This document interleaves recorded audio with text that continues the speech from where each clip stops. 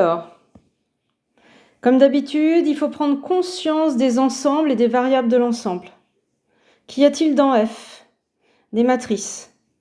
Et quand je déclare une variable de F, ça sera une matrice. Si elle s'appelle n, je saurai que transposé de n égale n.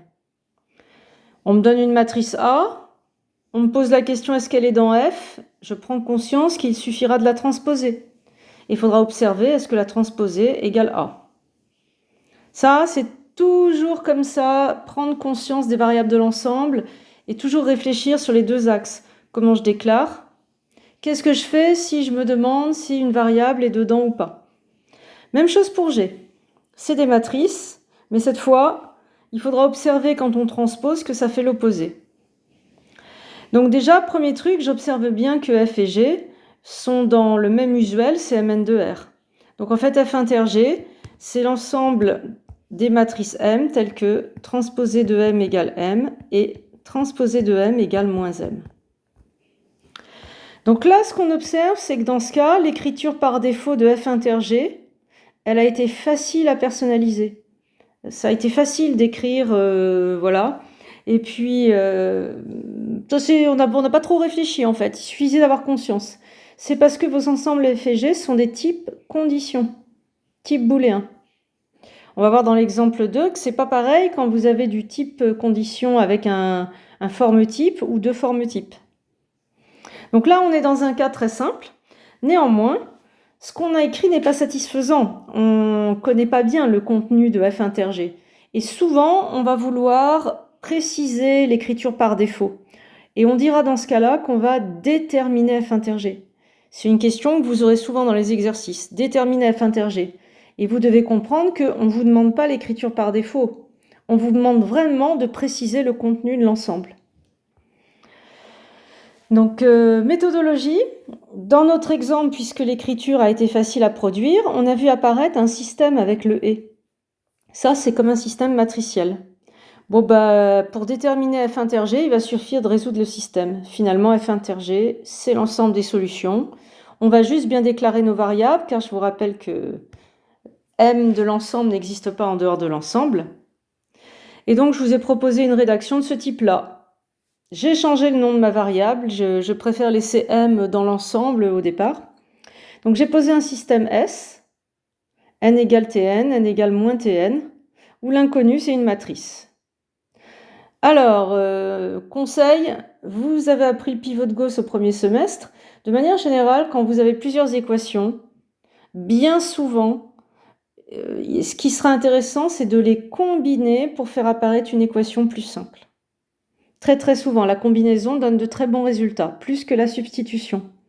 Donc là, j'observe par exemple que si je combine L1 et L2 en les additionnant, L1 plus L2, ça donne comme équation 2n égale matrice nulle, le zéro des matrices. Donc, ma matrice n, c'est 0.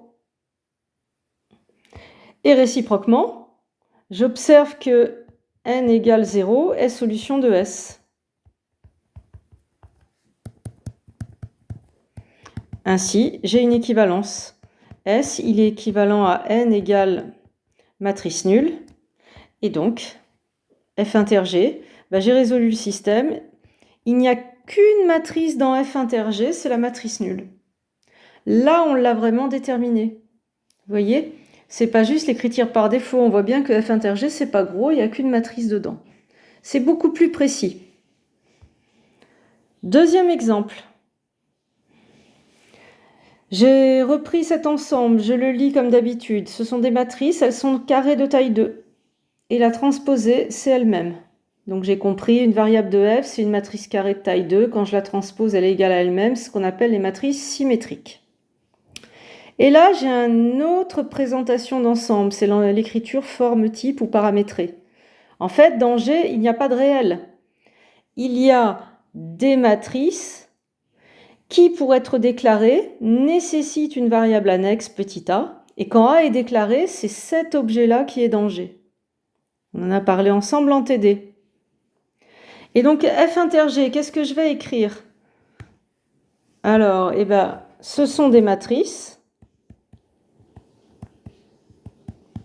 Leur transposée est égale à elle-même et il est possible de déclarer, donc c'est du il existe, une variable a dans R telle que m soit de la forme a0 a carré a. Déjà, pour écrire f inter g, vous voyez que je suis allée chercher une reformulation avec un booléen existentiel. Et donc, pour les étudiants qui ont fait physique, qui n'ont pas fait le langage du premier semestre, ça, je pense que c'est difficile.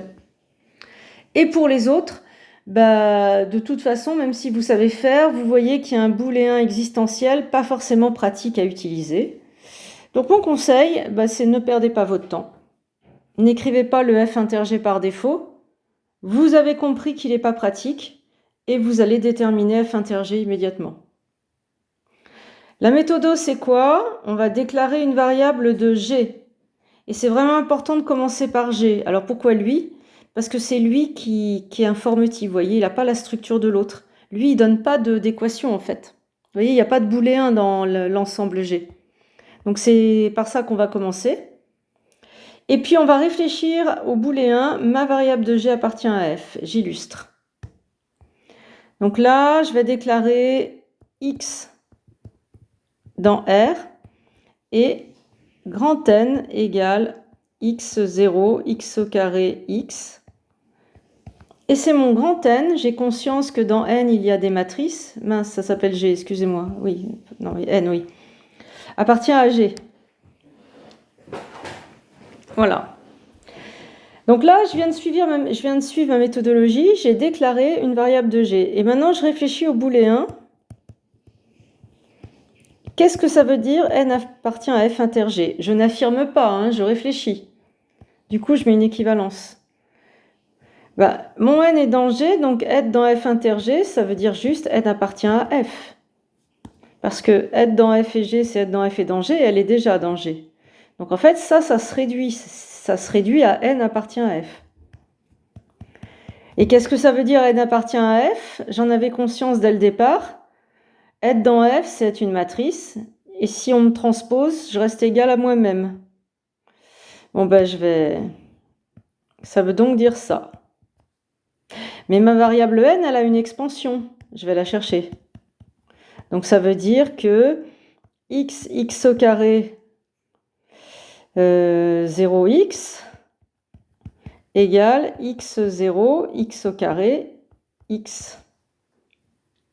Et là, je vois bien, soit ici, en identifiant que x au carré égale à 0. Pour que ça soit égal, ça me donne x égale à 0. Et du coup, si x vaut 0, puisque x, il a été déclaré là, il est figé, c'est vraiment la variable, la variable annexe qui me permet de construire ma variable n dans G. Et je vois que n, ça fait 0, 0, 0, 0. Et donc, par équivalence, je viens de montrer que f inter g, c'est la matrice nulle. Et là, on a déterminé f inter g, et vous voyez qu'on n'a pas utilisé l'écriture par défaut. À bientôt pour un exercice de manipulation de tout ça.